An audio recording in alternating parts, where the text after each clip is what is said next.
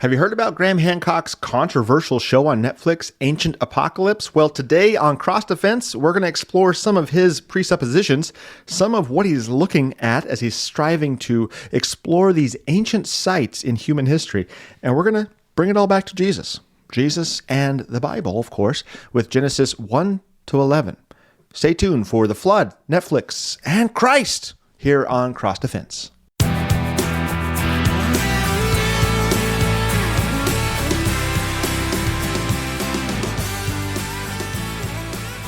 I'm Rev Tyrel Bramwell, the pastor of St. Mark Lutheran Church in Ferndale, California, and your host right here on Cross Defense from KFUO Radio, kfuo.org, where Christ is for you anytime, anywhere. Here at Cross Defense, our aim is to specifically equip the mind, excite the imagination, and comfort the soul, all with God's Word, and not just for your sake, my friend, but for the sake of your neighbor, so that you will be equipped to serve, excited to serve, and comforted so that you can serve your neighbor. If anything in today's show, or in previous shows, equips, excites, or comforts you, well, we'd love to rejoice with you, my friend. So drop me a line at stmarksferndale.com/contact. That's STMARKS Ferndale.com/contact. And with that said, let's talk about the flood, pyramids, Netflix, and of course, Jesus. My wife brought one of Netflix's current top 10 shows to my attention. Have you heard about this show? Have you watched this show yet? Ancient Apocalypse? If not, consider this your spoiler alert. This show popped up on her radar because it was labeled the most dangerous show on Netflix by Stuart Heritage over at The Guardian. It was being discussed on a podcast that my wife listens to because Mr. Heritage asks why such a show was allowed. Now, that's an interesting First Amendment discussion in its own right, but I was more interested in the show itself. I mean, it has the word ancient and apocalypse married together. If that doesn't pique the theologian's mind, I don't know what will. So I binge watched it. Yep, I binge watched it. And I loved it. It's a show that truly excites the imagination. I watched it without any presuppositions about the journalist and host of the show, upon whose work the entire thing is based. All I knew was that this show was considered dangerous. I now know why. Like Christians, and like all who approach the history of man and the world, the history of the world, from the historic traditional creationist view, Graham Hancock, the originator of the show, the host, the journalist in question, is on the outside of mainstream science. Therefore, he's controversial. Therefore, he's dangerous. Yes, just like you.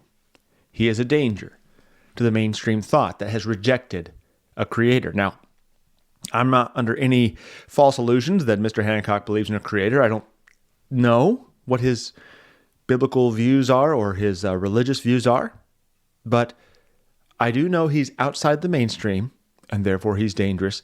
So, welcome to the club, Mr. Hancock. You're in good company. The church has been outside the mainstream for a while now. We too are considered dangerous. How can we, with the gospel, with a view founded and formed by Scripture, be allowed to propagate our worldview? I know, it's radical. So why did I love the show, though? Because the whole thing is built upon the recognition of a global catastrophic flood. No, I'm not dark and twisted. I don't like thinking about destruction and mayhem, but I do like thinking about the Bible. And a global catastrophic flood is recorded in the Bible, as you probably know if you're listening to this show. Now, on the show, Ancient Apocalypse, it's referred to by today's common language, the secular cosmetologist's language, as the Younger Dryas. We know it as Noah's flood. And the show's theory is that it is the universally experienced deluge, flood, that resulted in the construction of, get this, megalithic structures, mainly pyramidal in shape, all over the planet. So pyramids. And we do know from sources, this is not just from the show.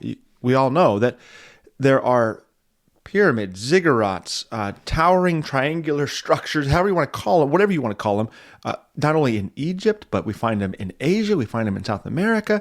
We have mounds that we find here in North America, things that are raising up out of the ground with a wider footprint at the bottom and a narrower point at the top. So something that's pyramidal in shape, if that's a word. I think it's a word. Now, this alone excites the Christian imagination, doesn't it? Why?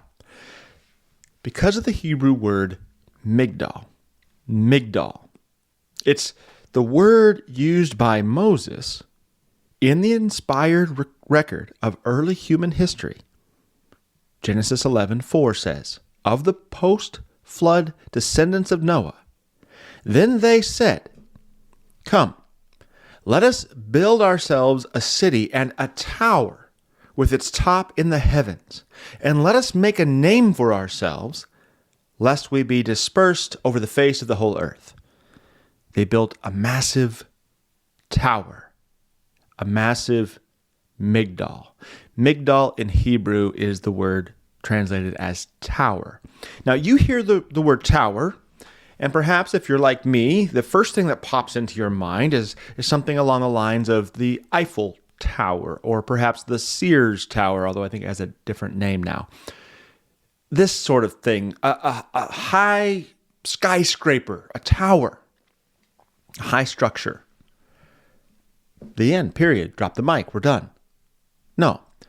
Over and over again in the Old Testament, Migdal conveys a military tower. That is, a fortress. It's a fortified tower. And abundantly, we see Migdal as a last line of defense sort of structure.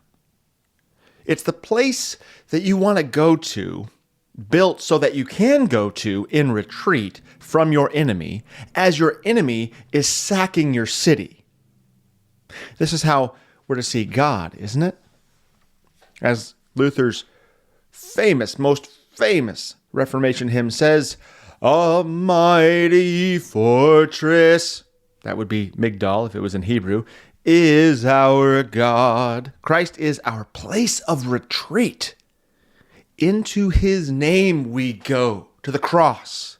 He is our only, indeed our last line of defense from our old evil foe, that serpent, that snake, Satan. Now, another way that Migdal is used is for a watchtower. So a watchtower over a vineyard, say. Again, this brings to mind preparedness due to potential confrontation with disaster. That's why you have a watchtower. You're watching to protect. You're watching to guard against. You're watching to be ready for. Right? But there's more. Figuratively, Migdal is used in reflection of a flower bed. I know, it just seems like we took a hard left turn, but we didn't really. We had the watchtower thing, right, which is over vineyards. So we have plants in the ground, and now we're talking about flower beds, so it all connects. It is a reflection of a flower bed that has a pyramidal shape, so a wider footprint that's built up to a narrower point. John Walton with the archaeological group Associates for Biblical Research points out that Migdal is derived from the Hebrew word gadol, which means to be large or great. And that, get this, it is somewhat parallel to the etymological root of the Akkadian word zikkurat, which comes from the word zikaru, meaning to be high. And not the way you're thinking if you're out here in California, not that kind of high, but to be tall, high. Now, there's some exciting stuff here for our imaginations, our Christian, biblically formed imaginations, how we think, how we perceive things. This further equips our minds. Not only do we have good reason to understand the Tower of Babel to be shaped like a ziggurat, that is, a pyramid, but just from looking at the Hebrew word Migdal, we begin to see a source of reasoning behind why ancient people built such large megalithic structures, great, high structures. The history of Nimrod and Babel connects largeness with greatness. As Genesis 11:4 says, the people who constructed the megalithic Tower of Babel with its top in the heavens did so for two purposes. First, to make a name for themselves. That was number one, glory, greatness. Moses tells us Nimrod was the first on earth to be a mighty man. He was a hunter before the Lord. The beginning of his kingdom was Babel, in the land of Shinar. Nimrod, Martin Luther tells us, comes from the Hebrew word marad, which means to fall away, to rebel. And that's exactly what was happening at the construction of the Tower of Babel, the Migdal of Babel. See, after the flood, God made a covenant with Noah that was for him and for his offspring after him. Genesis 9:9. God promised, I will never again curse the ground because of man, for the intention of man's heart is evil from his youth. Neither will I ever again strike down every living creature as I have done. While the earth remains, seed time and harvest, cold and heat, summer and winter, day and night shall not cease. And God blessed Noah and his sons, and said to them, be fruitful and multiply, and fill the earth. Genesis 8:21 to 9:1. And this brings us to the second purpose of the Migdal of Babel, to keep man from being dispersed over the whole face of the earth. They were told to multiply and fill the earth, but they don't want to. See, if man was to make a name for himself, seek his own glory, he would have to do it in marad, rebellion of God. And if man was going to rebel against God, not dispersing over the whole earth as he was commanded to do, what would he need? A fortress. A fortress to protect himself from God's wrath. See, Noah's descendants didn't trust in God. They had fallen away, as Nimrod's name reveals, and the tower, the Migdal of Babel, the account of it records this for us. God had promised not to attack mankind with a flood ever again. He even went so far as to hang up his battle bow in the heavens as a sign for man, so we would never forget that God had made peace with us. Each time it rained and we thought, whoa, is he going to flood us again? Is he going to bring his wrath upon us and wipe out all of it? No, there's the bow. I see it. And it's horizontal. It's hanging up in the clouds. God is not shooting down his arrows of wrath. No. This is just part of the natural fallen world now. It rains from time to time. God's made a promise with us. He's made peace with us. See, that's what the rainbow is. It's God showing that he's not at war with man. His bow is hanging. It's not in his hand. But Nimrod's people defied God and feared that he would unleash the power of the heavens upon them again. Talk about a guilty conscience. Their megalithic namesake had to be a fortress. Their enemy was, after all, God. They had made God their enemy. He didn't make them their enemy. They had made him their enemy. This has excited my imagination ever since I read Josephus's record of the Babel event. The ark rested in the mountains of Ararat. We know this from Scripture. But as the sons of Noah went forth from the ark, Genesis 11 tells us that the people migrated from the east, where they found a plain in the land of Shinar, and they settled there. Josephus is going to elaborate on this for us. He puts it in a particular way in the Antiquities of the Jews, chapter 4, which is labeled The Tower of Babel, Confusion of Tongues, BC 22 33. Now, before we get to that, we're almost at a break. So before we get to that, let's pause, and I want to encourage you to send me any of your thoughts and questions up to this point as we think about whether it's Ancient Apocalypse on Netflix. Have you watched it? What do you think about it? But as we think about the Tower of Babel, I want us to really dwell on this kind of a story, the Old Testament stories, these ones that are very familiar to us. Are we overlooking their power, overlooking their details? What have you thought about the Tower of Babel in the past? I'd love to hear from you. I'd love to hear what it is you know about the Tower of Babel, or what you thought you knew leading up to today's show. So do that for me, stmarksferndale.com/contact, and let me know about the Tower of Babel, anything and everything you want to share with us about the Tower of Babel. That's stmarks ferndale.com/contact. And when we get right back, we will look at Josephus, the Antiquities of the Jews, and what he has to say about the Tower of Babel that will enlighten us further and excite the imagination to consider that the tower was actually a fortress. Migdal, as the Bible uses that word. We'll be right back.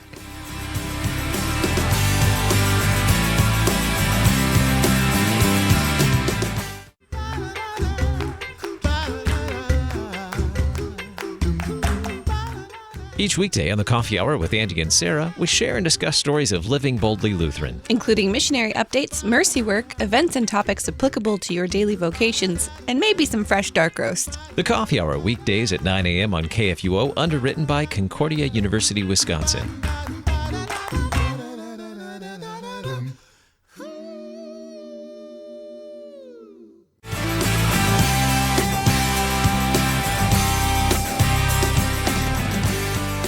Welcome back to Cross Defense. I'm in Josephus's Antiquities of the Jews, chapter 4, which is labeled Tower of Babel, Confusion of Tongues, BC 2233. And this is what it says. Take a listen to this, my friends. Now the sons of Noah were three, Shem, Japheth, and Ham, born 100 years before the deluge. These, first of all, descended from the mountains into the plains and fixed their habitation there. Coming from the mountains, Mount Ararat is where the ark settled, down into the plains. And that's where they start to inhabit.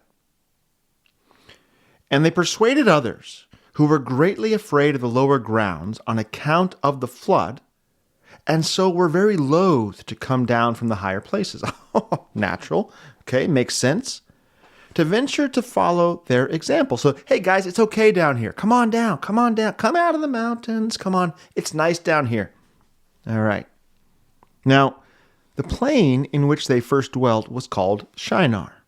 God also commanded them to send colonies abroad for the thorough peopling of the earth, that they might not raise seditions among themselves, but might cultivate a great part of the earth and enjoy its fruits after a plentiful manner.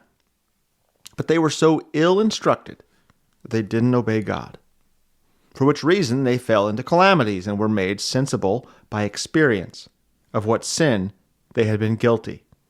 For when they flourished with a numerous youth, God admonished them again to send out colonies, but they, imagining the prosperity they enjoyed was not derived from the favor of God, but supposing that their own power was the proper cause of their plentiful condition that they were in, sounds a lot like America today, they did not obey him.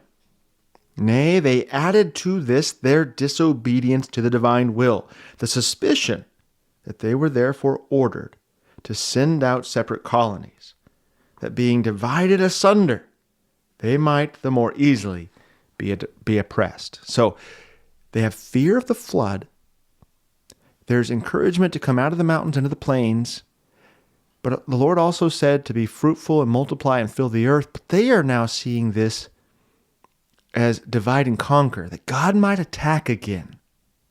And he wants to send us out so we don't have strength of number. He wants us to spread out so we're more susceptible to his attack. This cynicism, this sinful doubt of God's word and his covenant with Noah is forefront in Josephus's account, his commentary on the Genesis account.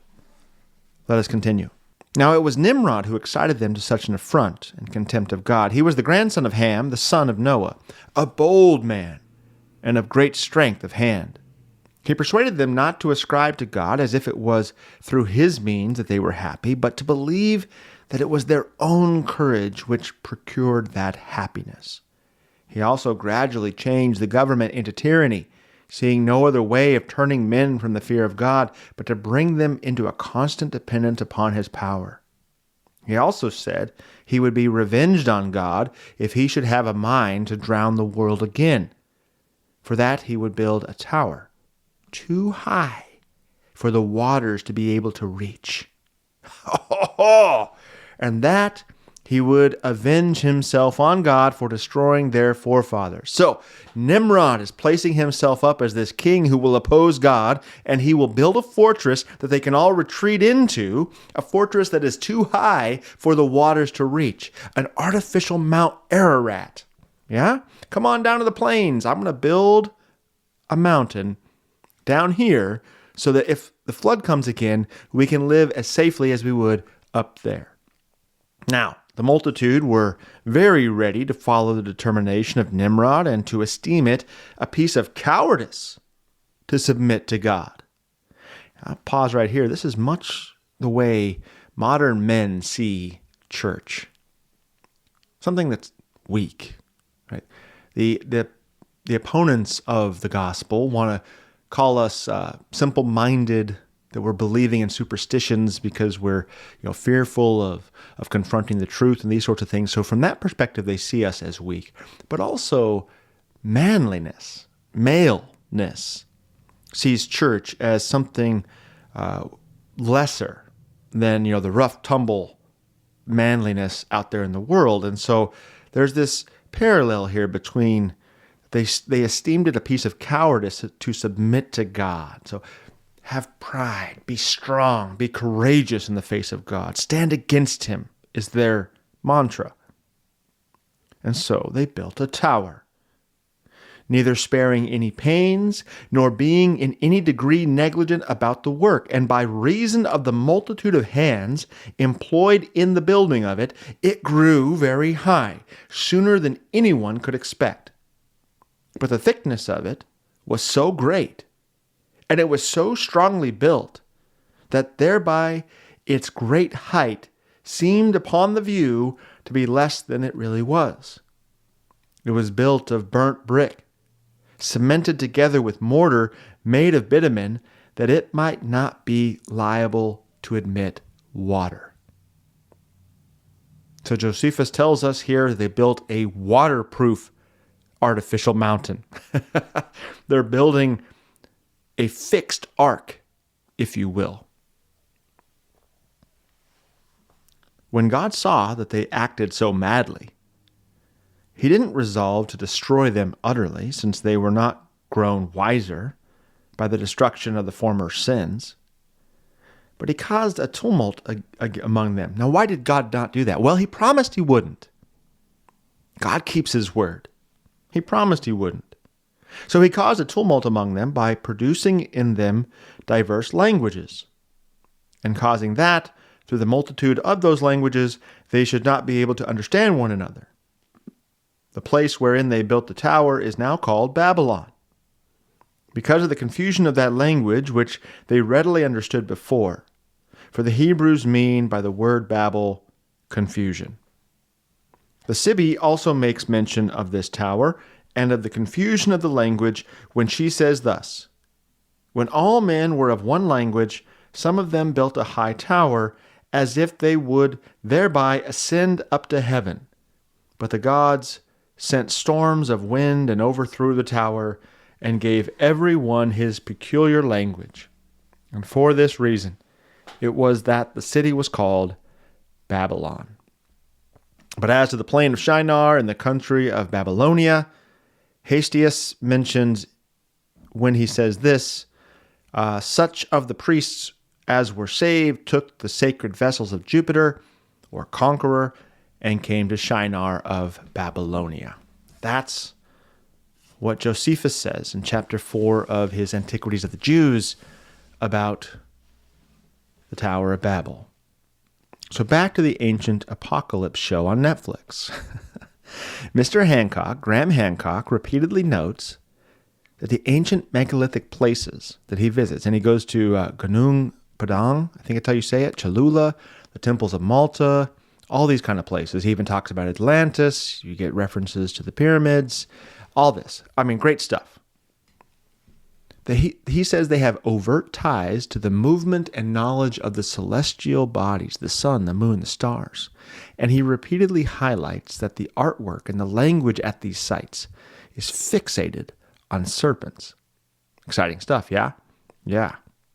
Now, I don't think Mr. Hancock is particularly friendly to Christianity, and that's okay. We don't need Graham Hancock to be an ally in that sense. In fact, because he has spoken harsh words about the church in public, which I since learned after watching the Netflix show, you can go to Joe Rogan's podcast and see his lengthy interview. That's kind of where all this started, I think, for the Netflix show anyways. Hancock apparently has been writing books for decades. But this only makes me appreciate Graham Hancock and the show all the more. Why? Because he's taking the cultural conversation, which has been dominated by the atheistic evolutionary mainstream scientists. He's taking that conversation back toward the biblical truth. And this is the point, the major point, he's doing it without the perceived bias of being a Christian. That's useful for us, for the truth, for truth holders. That's useful in the same way that the extra biblical acknowledgments of Josephus, his commentary, not only on Genesis, but of Christ's resurrection. Yes, Josephus talks about Christ's resurrection. It's useful in the same way that having a non-Christian Jewish historian in the first century, funded by Roman patronage, having that kind of material adds apologetic weight to the biblical truth. The same thing. An enemy of your enemy is my friend, or something along those lines. I don't know how that saying goes, but that's the kind of thing we're dealing with. It helps our case from an apologetic perspective. We don't need help with the case. The Holy Spirit's the one doing all the work. But as you try to express the truth to your neighbor, it is helpful when you can point to those outside the biblical camp, the Christian camp, and say, see, others come to the same conclusion from their own angle. And so, Graham Hancock's books and his Netflix show are moving the popular conversation away from evolutionary thought and back toward biblical truth. And for that we say, thank you, Lord. Thank you. The show holds the premise that there was this advanced ancient civilization that traveled the world after the flood and passed down their knowledge to the now post-flood peoples of the world. The primary evidence for this, according to Graham Hancock, is the existence of these astronomically informed megalith structures found all over the world. They're all connected.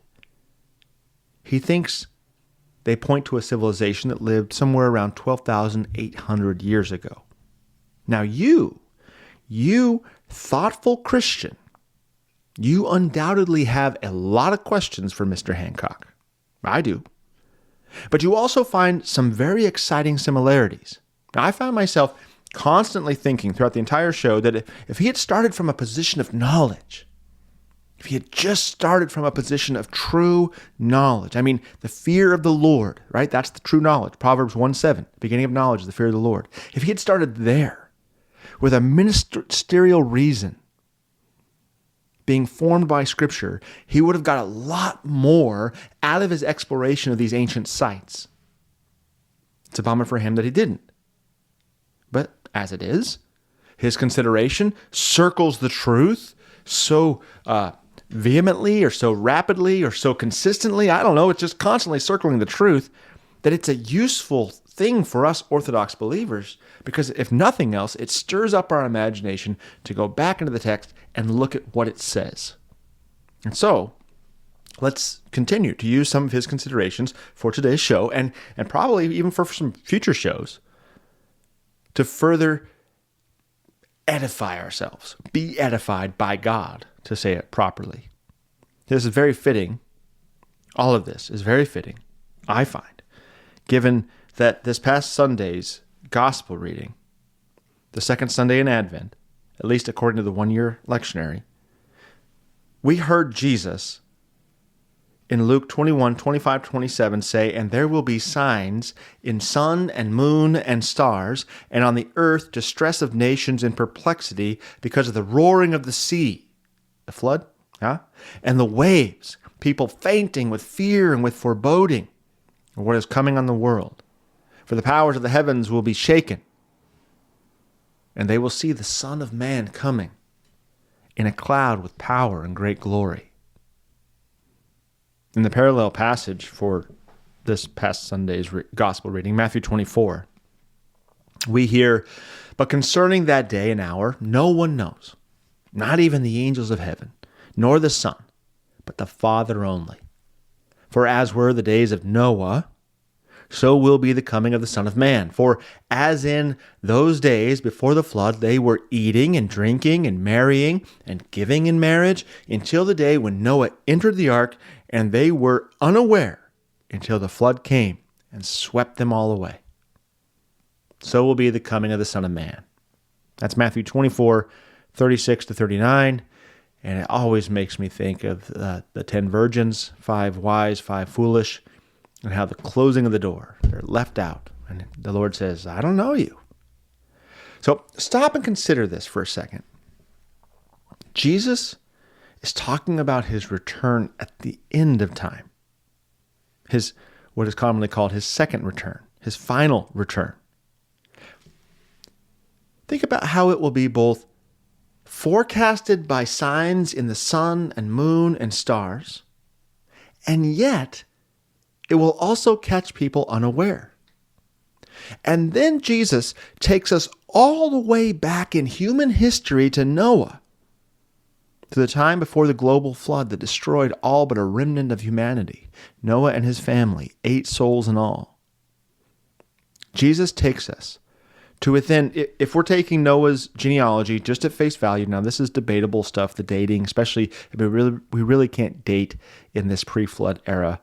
But if we're taking it at face value, Jesus takes us to within the first 1,656 years of the world, if we do the math there. When we do this, don't forget this. All mankind spoke the same language and were not yet dispersed over all the earth. So Graham Hancock's theory is that there was an advanced pre-flood civilization that traveled the world, passing down their memory of this catastrophic event to the people of the world, who then built religions based on the stories they heard, carving them into stones, and that they used them to build their temples, which are these massive and mountainous structures. And that within them is this warning. That's another part of the show, that he's warning the future generations of what happened and what might come again. Now, these massive mountainous things, that's right, mountainous, megaliths, are, as I said, artificial mountains with their tops high above the flood waters. They're not susceptible by the flood waters. That was the goal of Nimrod. They pierce the sky. They're pyramids, ziggurats, Migdal, mountainous fortresses of retreat. Now hold on to that for a second, because we really want to dwell a little longer on the fact that Jesus has told us that his return will be similar to the floods of Advent, which is the same conclusion that Hancock is driving to, although he's not talking about Jesus. He's just talking about in generic, vague language that maybe these ancients were trying to tell us something about the future. Well, we know, biblical Christians know, that's true. And let me tell you exactly what that is. That's what Jesus is doing right here in this week's one-year lectionary gospel reading. Just like as it was back then with Noah, that's how it will be then in the future when I come back. So pay attention. Now, next week, we're going to talk about actually how the devil twists this message to form these religions. So hang on to that. I know, I got you holding on to a lot of things, right? Are you juggling a bunch of balls right now? They're all about to fall. Well, hang on to all these things, okay? We're having some fun here, and we really are dealing with things that equip the mind, excite the imagination, and comfort the soul. Jesus takes us to within 1,656 years, if we want to use that math. Takes us to just before Noah enters the ark. And Noah was 600 years when the floodwaters came upon the earth. We're in Genesis 7:6 for all of this, right? 7 and then 6 for that last part. This is to say that Jesus refers us back to the pre-flood civilization that would retain, through Noah's descendants, a shared memory of the flood and many other things. That hold on to that one more time. You're like, Pastor Bramwell, you have me holding on to everything. Well, we got to take a break. So hold on to all of that for about a minute or so. We'll be back right after this break.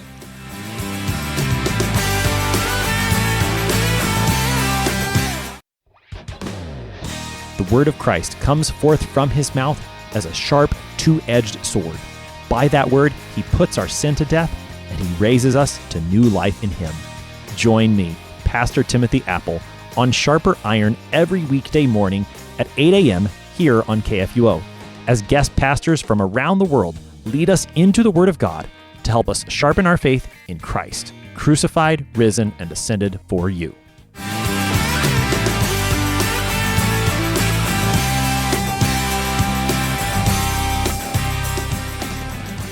You still holding on to everything? You didn't drop it yet, did you? All right, we're back. So Jesus refers us back to the pre-flood civilization that would retain through Noah's descendants, as I said, this shared memory of these events. When Moses penned the first 11 chapters of Genesis, the first 11, he is recording the part of humanity's history that is shared by all of us, by, as you would say, Jews and Gentiles alike, every tribe, nation, and language. Which is why we find that the events recorded up to the construction of the Tower of Babel appear in other ancient accounts of the origins of the world. Mythologies of different people groups and religious reliefs in various temples and sanctuaries across the world have these accounts. And we heard some of that reported by the Sibi in Josephus, right? So in the Netflix show, Ancient Apocalypse, the thought is that this ancient pre-flood civilization, after barely surviving the catastrophe, traveled all over the world teaching the local peoples their knowledge, including agriculture and how to read the stars. They gave them their technological know-how, leading them to build these amazing structures that were oriented, aligned with the stars and the movement of the sun and the moon in the seasonal skies. Fascinating stuff. Excites the imagination.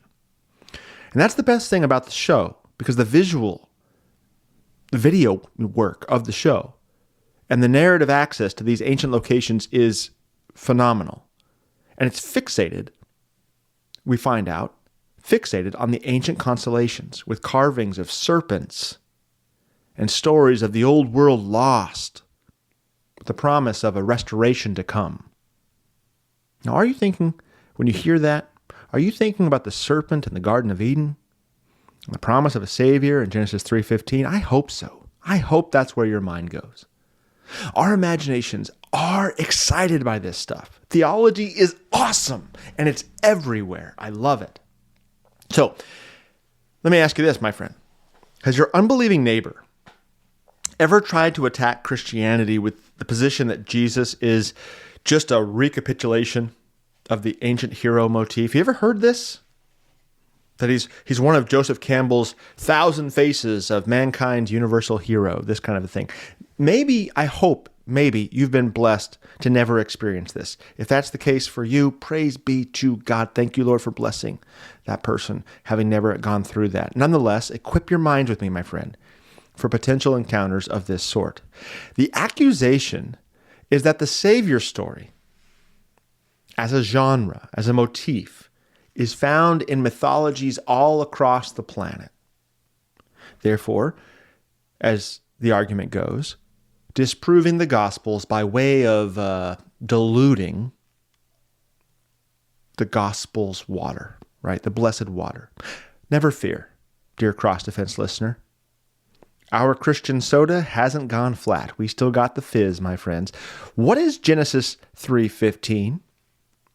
It is the proto-evangelion, the first gospel message of the scriptures. It's the promise that the woman's offspring will crush the serpent's head. Where is this found? Well, I just told you, Genesis 3:15. But for today's show, what am I driving at? This is found in the pre-flood history that's shared by all humanity.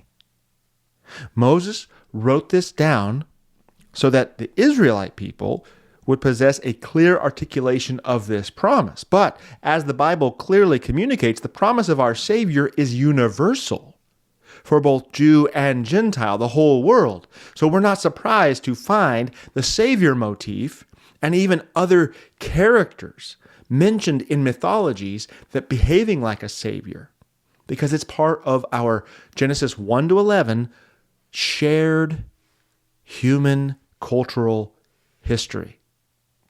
So it seems to me that a wise person who recognizes that there is a shared Savior story throughout humanity would recognize the universality of the need for a Savior and therefore be moved to inquire about the various proposed Saviors in the various stories. He might want to ask, what do we know about them?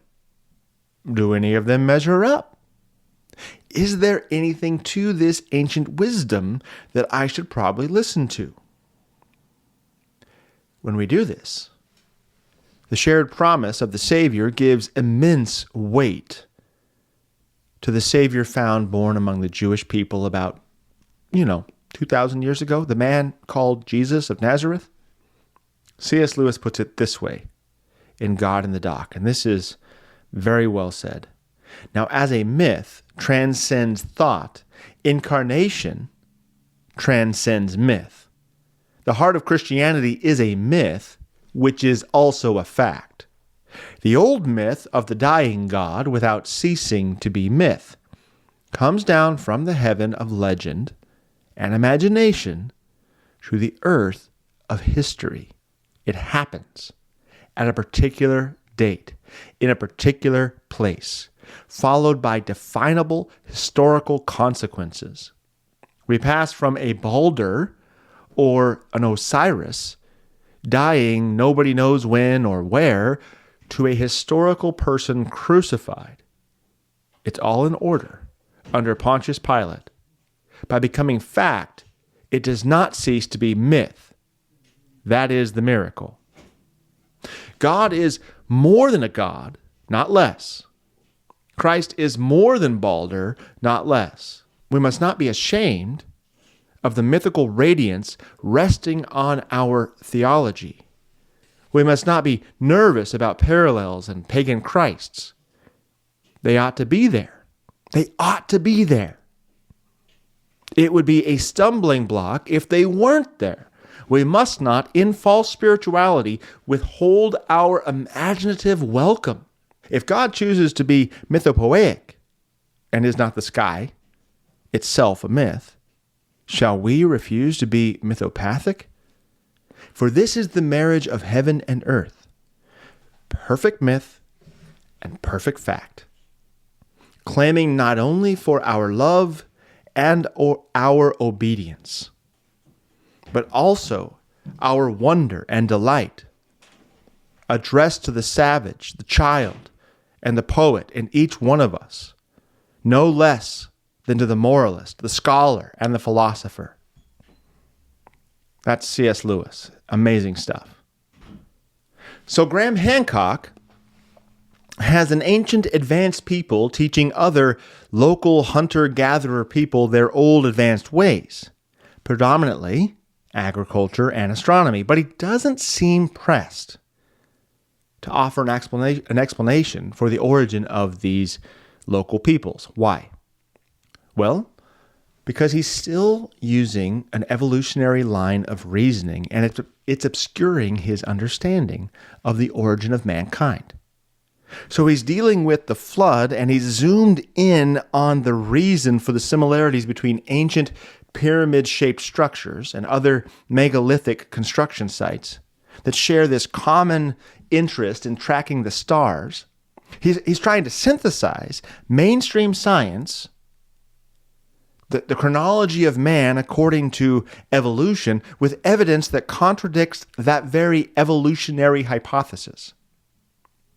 How did hunter-gatherers learn to build massive structures with fine-tuned details informed by the sun, moon, and stars? This is where the truth of Scripture, as you know, my friends, would really sharpen Hancock's thinking. Because he's trying to marry two things that will never work out together. See, Noah's descendants are the remnant of Hancock's advanced pre-flood civilization, and they are the same hunter-gatherers. They're both. Genesis 10 gives us a summary. Chapter 11 supplies the details to that summary. Here we go. These are the generations of the sons of Noah, Shem, Ham, and Japheth. Sons were born to them after the flood. The sons of Ham, Cush, Egypt. So it seems there was a family propensity to build large pyramids, right? Put and Canaan. The sons of Cush, Seba, Havilah, Sabta, Ra'amah, and Sabtika. The sons of Ra'amah, Sheba, and Dedan. Cush fathered Nimrod. He was the first on earth to be a mighty man. He was a mighty hunter before the Lord. Therefore it is said, like Nimrod, a mighty hunter before the Lord. The beginning of his kingdom was Babel, Erech, Akkad, and Calneh, in the land of Shinar.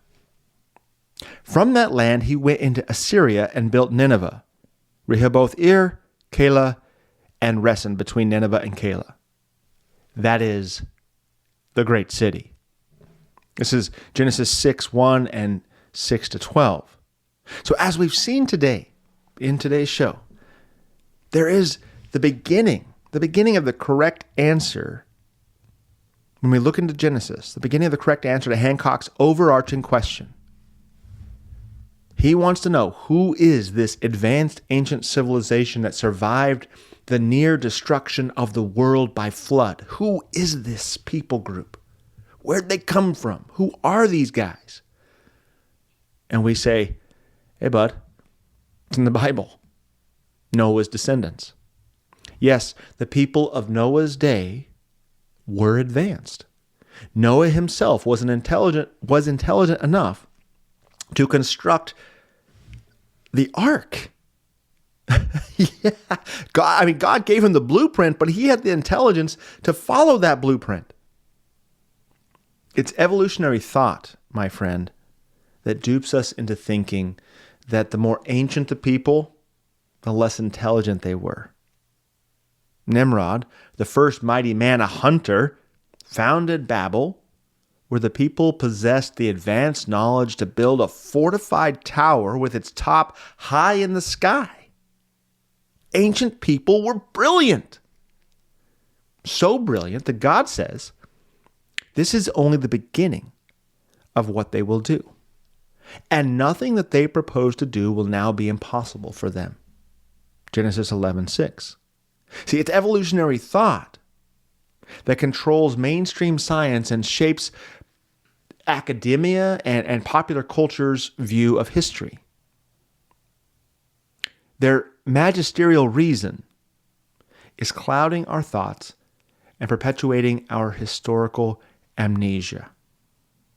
Working with ministerial reason that is under God's word, we see that hunter-gatherers weren't taught agriculture and astronomy by an independent advanced civilization, but that the advanced civilization was from the beginning agricultural in nature and also then produced mighty hunters.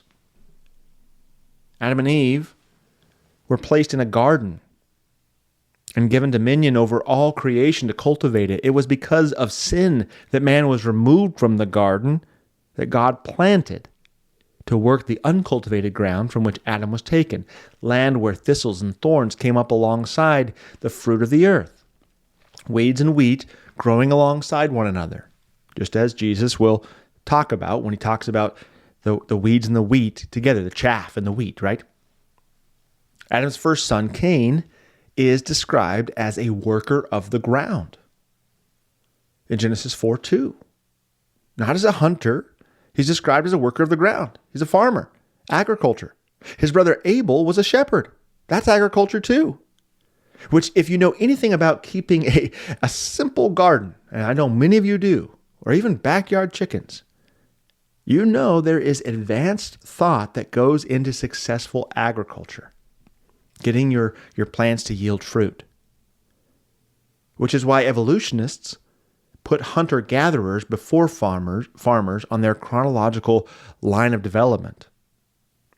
If you're working from the presupposition of man evolving from beast, then it seems to make sense that hunting and gathering is a simpler task and would come before planting and sowing, before animal husbandry. But that disregards God. And it disregards so much of what was recorded by our ancestors and handed down throughout the generations, not only in the Bible, inspired by God, but also in the stories of every people group on the planet who share in some part that first 11 chapters of Genesis. Share it in their written record, their pictographical record, however you want to say that. See, we didn't evolve. We devolved into sin. And even with sin, the pre-flood people were intellectually advanced. In Genesis 4:17, just as we are as post-flood people, highly advanced. In Genesis 4:17, we read that Cain, when his wife gave birth to their son Enoch, built a city. He built a city, and he named it after his boy. Graham Hancock says that mankind is a species with amnesia, and I agree wholeheartedly. Christians, we agree on this. In the modern era, it's Darwin's evolutionary theory that knocked us upside the head and caused us to forget our origins. But ultimately, Darwin didn't swing the dumb stick that made us numbskulls. No, Satan swings that stick. He did it before the fall, when he caused Eve to forget God and his word, and he's been doing it ever since. The Bible cuts through the fog of our amnesia, friend. The Bible cuts through that. If Graham Hancock would have started from the Bible, he would have gotten a lot further in his exploration. And he still has time. He's still exploring, apparently, so maybe he will. But that's what we're doing. We will always start from Scripture, end with Scripture, and we will look at the world as scientists, faithful, respectable scientists always have, coming from especially Christianity, giving birth to modern science. Looking at it as an exploration of God's word, of what God says. He says this, let's go out there and explore it and see how it works out. Not to doubt God, but to further understand God. All right, so we're running out of time. So let me tell you that next week, we're going to have a great show. We're going to dive deeper into the observation that Graham Hancock makes that these megaliths have a connection to the sun, moon, and stars, which relates to this past Sunday's gospel reading. We'll look at what we know about the constellations. That's kind of going to be fascinating, right? We get some mention of the constellations in scriptures. We're going to take a look at that and how the heavens may express Genesis 3:15's proto-evangelion, the first gospel message, and how this very well might be one of the first texts, quote-unquote texts, that Satan twists to lead man away from God. That is, we'll look at the evils of astrology condemned in the Bible and their relation to various mythologies of the world. All of that next episode. Thanks, guys, for tuning in to Cross Defense. As I've said already in the show, if you have anything of interest, anything that's coming to your mind as you're being equipped or excited, your imagination being excited or your soul being comforted, any of that, go ahead and send me a line at stmarksferndale.com/contact. That's STMARKS, ferndale.com/contact. I'd love to hear from you. I do a lot of talking into this microphone, but I also like to do a lot of reading of what it is you have to say. That said, until next time, Christ be with you and with yours. Talk to you later.